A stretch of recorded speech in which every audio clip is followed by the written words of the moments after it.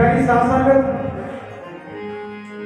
मनुखी रिश्तिਆਂ ਵਿੱਚ ਮਾਂ ਦਾ ਜਿਹੜਾ ਰੁਤਬਾ ਹੈ ਨਾ, ਅਜਿਹਾ ਮਹਾਨ ਪਵਿੱਤਰ ਅਤੇ ਸਨਮਾਨਿਤ ਰਿਸ਼ਤਾ ਹੈ, ਇਹ ਸ਼ਬਦਾਂ ਵਿੱਚ ਬਿਆਨ ਨਹੀਂ ਕੀਤਾ ਜਾ ਸਕਦਾ।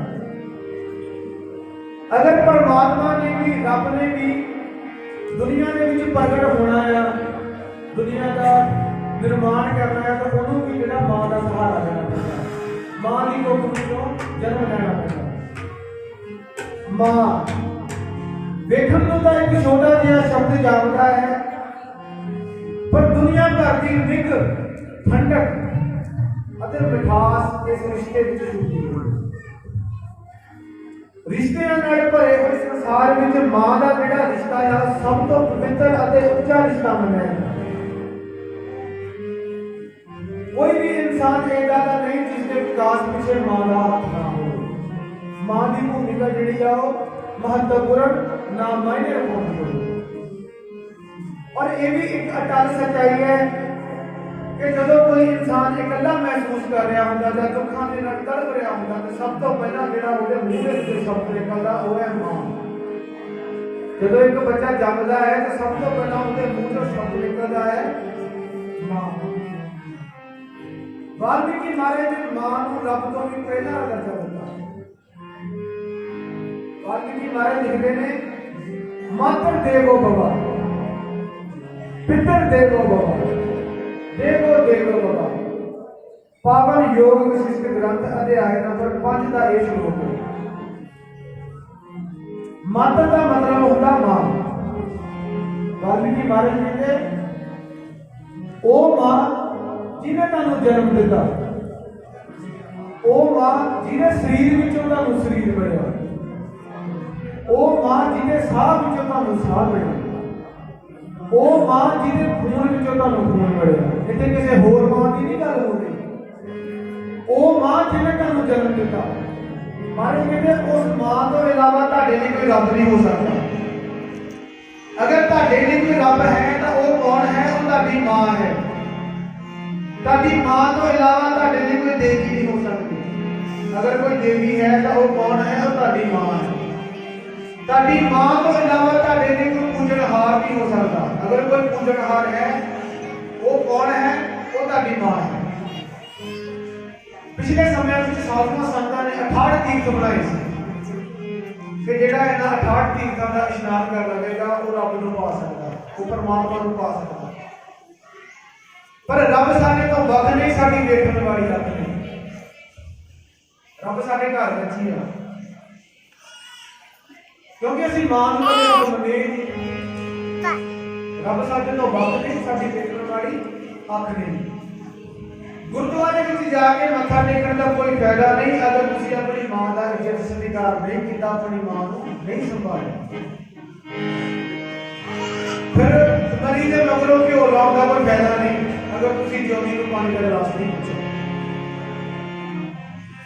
वाल्मीकि महाराज इधर बैठे, जिदा आप सारे बैठे हैं, इधर बैठे और उन्होंने सारे शिष्य, शिष्य का मतलब होता शिगिर्द, उन्होंने सारे शिष्य उन्होंने इनके सामने बैठे, उन्होंने सवाल किया कि प्यार अन्ना कद होता? कहते प्रेम क्यों अन्ना होता? किसी ने उत्तर दिता जी किसी को बहुत ज्यादा प्यार करना वो अन्ना होता, कोई कहता धन को प्यार करना वो अन्ना होता। और वाल्मीकि महाराज लिखते हैं प्रेम जो अंधा होत है पुष्ट और उपचार, बिन दृष्टि मां प्यार करे कैसा ये उपकार, कहे जे योग विशिष्ट प्यार। कहते कि प्यार इस लिए अन्ना होता है कि ताकि जिहड़ी मां है वो तुहानू बिना वेखे प्यार करती है। और भारद्वाज मुनि जी पूछण लगे, भारद्वाज मुनि वाल्मीकि महाराज के पहले शिष्य हुए, पहले शिष्य हुए। भारद्वाज मुनि जी पूछण लगे कि मां सानू बिना वेखे प्यार किस तरह करती है?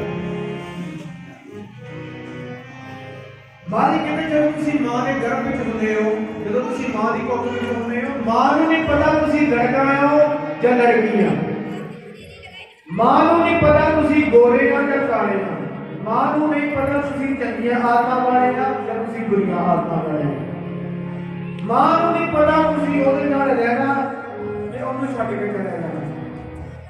महाराज कहते बिना परखे बिना जान पहचान दे मां तुहानू अपनी जान तो भी वध के प्यार करती है। प्यार अन्ना इसलिए हुंदा कि तुहाडी मां तुहानू बिना देखे बिना परखे तुहानू प्यार करती है। और जदों तुसीं मां दे गर्भ विच हुंदे हो तुरन फिरन का ख्याल रखती है, लेकिन मैं इदां दी थां ते पैर ना रख दवा जिहदे नाल मेरे बच्चे नूं नुकसान होवे। खाण पीण का ख्याल रखदी कि मैं इदां दा कुछ ना खा लवां जिहदे नाल मेरे बच्चे नूं नुकसान होवे। कई बार असीं अपने आले दुआले वेखिआ कि इदां दा भी केस आ जांदा ते डॉक्टर कहते हैं कि जां तां मां बचूगी ते जां तां बच्चा बचूगा। और जिहड़े समझदार आ वो कहते हैं कि मां बच जाए बच्चा तो चलो जी किस्मत हो जाती है। पर कई बार जिहड़ा है डॉक्टर दे लख कोशिश करने तो बाद भी मां जिहड़ी आ वो मर जाती है ते बच्चा जिहड़ा वो बच जाता है। महाराज कहते अपना जीवन दान करके तुहानू दान मां मर गई ते बच्चा बच गया। अपना जीवन दान करके तुहानू जीवन दान दिता, इस तो वड्डा दान होर किहड़ा हो सकदा। ते असीं कभी मां नूं पानी नहीं पुछे और इत्थे एक गल खत्म नहीं हो जाती। जदों बच्चा जन्म लैंदा है कितने महीनों तक मां जिहड़ी है सौ के नहीं देती, सारी रात हाथ मार मार देखती है कि किते थां ते नहीं पिया। और इस काम की उन्होंने कोई तनख्वाह नहीं मिलती, उन्होंने कोई लालच नहीं मिलता, पर फिर भी मां जिहड़ी आ अपने बच्चे को अपनी जान को भी वध के प्यार करती है, आखिरी साह तक अपने बच्चे को प्यार करती है।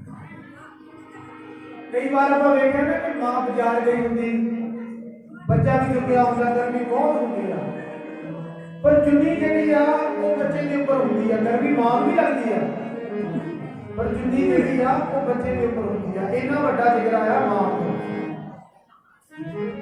वाल्मीकि महाराज कहते जिसे देखा उसे बुरा कहा, जिसे देखा नहीं उसे रब कहा। जिन्हों कदे देखा ही नहीं उन्होंने असीं रब कहने आ। मां नूं असीं कहने कि मां दे नाल साडा कोई लिंक ही नहीं, मां दे नाल साडा कोई रहना देना नहीं। जदों ब्याह हो जाता वक्को वक्रे हो जाते फिर कहते मां दे नाल साडा कोई लिंक ही नहीं, साडा कोई रहना देना नहीं। और अजकल कुछ इदां दा भी आ कि मंदिर में करे पूजा, घर में करे कलेश, मां प्यो अपना बोझ लगे तो पत्थर लगे कलेश। ये गल सच है। मंदिर में करे पूजा, घर में करे कलेश, मां प्यो अपना बोझ लगे तो पत्थर लगे कलेश। मंदिर में जा पूजा करनी कि घर में हर वेले कलेश। किसी प्रॉब्लम करके मां प्यो तो जो उठिया नहीं जा रहा पानी का गिलास बनाने में कलेश, उन्होंने रोटी बनाने में कलेश। पर मनो मनी गल्लां करते हैं कि राज में पता ही नहीं। पर जो हाल साडा बुढ़ापे में जाके होता वही हाल साडा बचपन में होता। किसी प्रॉब्लम करना बच्चे को नहीं उठाया जा रहा तो बुढ़ापे में भी नहीं उठाया जा रहा है। जब बच्चे को नहीं रोटी खाती तो बुढ़ापे में भी नहीं रोटी खाती, पर मां को जो अपने बच्चे को नहीं रोटी सुनती। अजकल तो एक आया नवी सदी से मिल रही दर्द भरी सौगात, बेटा अपनी मां से कहता तेरी क्या औकात। कोई मूर्ख जिन्हें तेन अपने शरीर का हिस्सा ही दे दिता, जिन्हें तेन अपने साह के विचों साथ दिते, तेरी की औकात मां नूं दे दी। वाल्मीकि महाराज कहते जननी जन्म भूमि और स्वर्ग से भी ऊपर है। सानू जन्म देने वाली मां जन्म भूमि और स्वर्ग तो भी ऊपर है। पंजा पुत्रा को पालन वाली मां पंजा पुत्रा को संभाली नहीं जाती। फिर भी ने बनने के साल बनने से कि इतना चर मां को पूरा कितना चर मां को। पर मैं एक गल दस देना, वाल्मीकि महाराज ने मां को रब तो भी पहला दर्जा दिया। मां ही रब है। बड़े ना करो सब मान महसूस करा करो कि साडे हिस्से रब है। बड़े ना करो मान महसूस करा करो कि साडे हिस्से जिहड़ा वो रब है। और साडे सारे दी जिंदगी विच कोई ना कोई इदां दा टाइम आ जाता जिहदे विच सानू बहुत ज्यादा पछतावा रहंदा। सारे दी जिंदगी विच इदां दा होंदा। पर इत्थे वाल्मीकि महाराज ने एक कहानी लिखी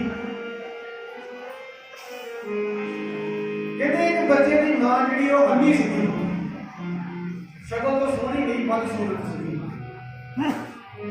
और वो अंधी मां ਉਹਦਾ ਪਤੀ ਜਿਹੜਾ ਸਿਰ ਤੇ ਨਹੀਂ ਸੀ, ਔਰ ਅੰधी ਮਾਂ ਆਪਣੇ ਪੁੱਤ ਨੂੰ ਪਾਲਦੀ, ਲੋਕਾਂ ਦੇ ਘਰਾਂ ਵਿੱਚ ਕੰਮ ਕਰਦੀ, ਆਪਣੇ ਪੁੱਤ ਨੂੰ ਪੜਾਉਣ ਦੇ ਲਈ ਅੰਨੀ ਸੀ, ਪਰ ਤਾਂ ਵੀ ਲੋਕਾਂ ਦੇ ਘਰਾਂ ਵਿੱਚ ਕੰਮ ਕਰਦੀ ਸੀ ਕਿ ਮੇਰਾ ਪੁੱਤ ਪੜ੍ਹ ਲਿਖ ਜਾਵੇ, ਕਿ ਮੇਰਾ ਪੁੱਤ ਅਫਸਰ ਲੱਗ ਜਾਵੇ। ਦਿਲ ਵਿੱਚ ਇੱਛਾ ਸੀ ਕਿ ਮੇਰਾ ਪੁੱਤ ਜਿਹੜਾ ਆ ਉਹ ਅਫਸਰ ਲੱਗ ਜਾਵੇ,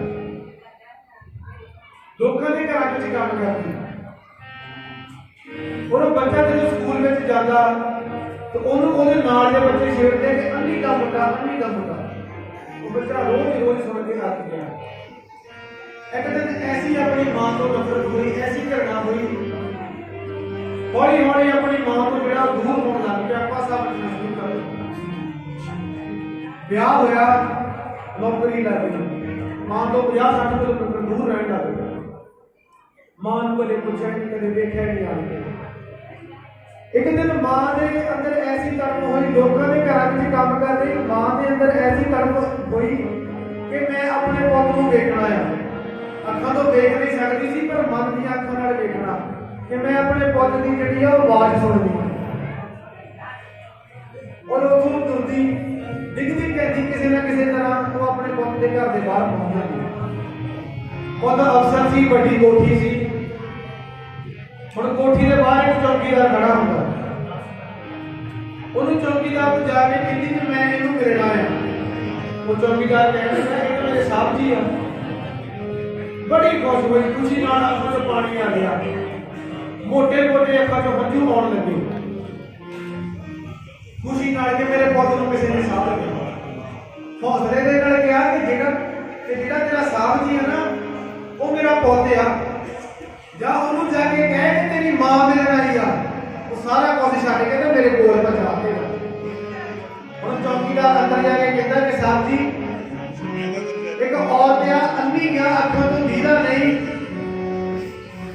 ਉਹ ਤੁਹਾਨੂੰ ਆਪਣੀ ਮਾਂ ਦੱਸਦੀ ਆ। ਉਹ ਸਾਹਿਬ ਅੱਗੇ ਕਹਿੰਦਾ ਕਿ ਮੇਰੀ ਮਾਂ ਨੂੰ ਮਰੀ ਨੂੰ ਤਾਂ ਬਹੁਤ ਟਾਈਮ ਹੋ ਗਿਆ, ਕੋਈ ਹੋਰ ਹੀ ਉਹਨਾਂ ਨੂੰ ਭੇਜ ਦੇ। ਕਹਿੰਦੇ ਕਿ ਸਾਹਿਬ ਕਰ ਦਿੱਤਾ। ਹੁਣ ਚੌਕੀਦਾਰ ਜਦੋਂ ਬਾਹਰ ਆਇਆ ਉਹਨੂੰ ਕਹਿਣ ਲੱਗਾ ਕਿ ਬੁੱਢੀ ਆ, ਤੈਨੂੰ ਸ਼ਰਮ ਨਹੀਂ ਆਉਂਦੀ ਝੂਠ ਬੋਲਦੀ ਨੂੰ? ਤੂੰ ਝੂਠ ਬੋਲ ਕੇ ਕਿਹਾ ਕਿ ਉਹ ਮੇਰਾ ਪੁੱਤ ਹੈ, ਮੇਰੇ ਸਾਹਿਬ ਦੀ ਮਾਂ ਮਰੀ ਨੂੰ ਤਾਂ ਬਹੁਤ ਟਾਈਮ ਹੋ ਗਿਆ। ਉਹ ਮਾਂ ਜਿਹੜੀ ਆ ਉਹ ਚੌਕੀਦਾਰ ਤੋਂ ਕਾਗਜ਼ ਤੇ ਪੇਪਰ ਤੇ ਕੁਝ ਲਿਖਾਉਂਦੀ ਹੈ ਤੇ ਤੁਰੀ ਜਾਂਦੀ ਹੈ।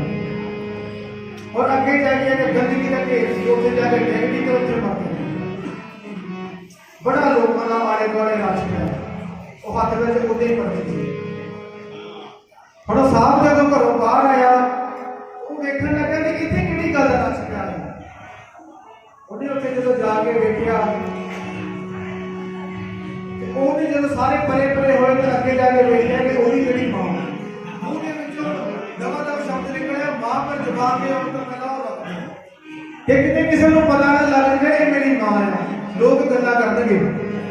ਉਹ ਸ਼ਬਦ ਜਿਹੜਾ ਉੱਥੇ ਲਾਉਂਦਾ ਦਵਾ ਦਵਾ ਹੱਥ ਦੀ ਜਿਹੜੀ ਪਰਚੀ ਸੀਗੀ ਉਹਨੂੰ ਚੱਕਦਾ ਕਿ ਦੇਖਾਂਗੇ ਸਹੀ ਵਿੱਚ ਲਿਖਿਆ ਕੀ ਆ।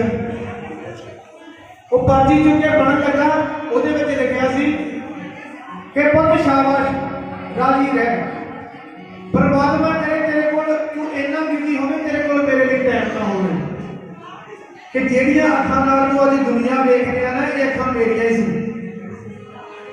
ਤੈਨੂੰ ਨਹੀਂ ਪਤਾ ਤੂੰ ਛੋਟਾ ਜਿਹਾ ਸੀ, ਆਪਣੇ ਘਰ ਦੀ ਜਿਹੜੀ ਛੱਤ ਡਿੱਗ ਪਈ ਸੀ ਤੇ ਤੇਰਾ ਪਿਓ ਜਿਹੜਾ ਪੂਰਾ ਹੋ ਗਿਆ ਸੀ, ਤੈਨੂੰ ਤੇਰੀਆਂ ਅੱਖਾਂ ਦੀ ਰੋਸ਼ਨੀ ਚਲੀ ਗਈ ਸੀ ਤੇ ਮੈਂ ਤੈਨੂੰ ਆਪਣੀਆਂ ਅੱਖਾਂ ਦਿੱਤੀਆਂ ਸੀ ਕਿ ਮੇਰਾ ਪੁੱਤ ਸਾਰੀ ਜ਼ਿੰਦਗੀ ਹਨੇਰੇ ਵਿੱਚ ਨਾ ਰਹੇ, ਕਿ ਮੇਰਾ ਪੁੱਤ ਪੜ੍ਹ ਲਿਖ ਕੇ ਅਫਸਰ ਬਣ ਜਾਊਗਾ।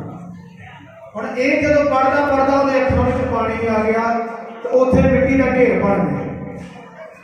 ਵਾਲਮੀਕੀ ਮਹਾਰਾਜ ਕਹਿੰਦੇ ਕਹਾਣੀ ਲਿਖਣ ਦੀ ਲੋੜ ਪਤਾ ਕਿਉਂ ਪਈ? ਆਉਣ ਵਾਲੇ ਸਮੇਂ ਵਿੱਚ ਬਹੁਤ ਜਾਣੇ ਇਹ ਕਹਾਣੀ ਸੁਣਨਗੇ, ਆਉਣ ਵਾਲੇ ਸਮੇਂ ਵਿੱਚ ਬਹੁਤ ਜਾਣੇ ਇਹ ਕਹਾਣੀ ਸੁਣਨਗੇ। ਉਹਦੇ ਕੋਲ ਤਾਂ ਪਛਤਾਵਾ ਰਹਿਣਾ ਸੀ ਕਿ ਮਾਂ ਮਰ ਗਈ, ਉਹਦੇ ਕੋਲ ਤਾਂ ਪਛਤਾਵਾ ਰਹਿਣਾ ਸੀ ਕਿ ਮਾਂ ਮਰ ਗਈ। ਸਾਡੇ ਸਾਰਿਆਂ ਦੇ ਕੋਲ ਟਾਈਮ ਹੈ। ਮਹਾਰਾਜ ਕਹਿੰਦੇ ਉਹਨੇ ਤਾਂ ਰੋਣਾ ਹੀ ਸੀ। ਜੇ ਤੁਹਾਡੀ ਵੀ ਕਿਸੇ ਨਾਲ ਕੋਈ ਗੁੱਸੇ ਨਾਰਾਜ਼ਗੀ ਆ ते बुला लो। ना जाने कौन सी बात आखिरी होगी, ना जाने कौन सी रात आखिरी होगी। मिलते जुलते रहा करो दुनिया वालों, ना जाने कौन सी मुलाकात आखिरी होगी। जो बोले सो रुपए भगवान वाल्मीकि महाराज की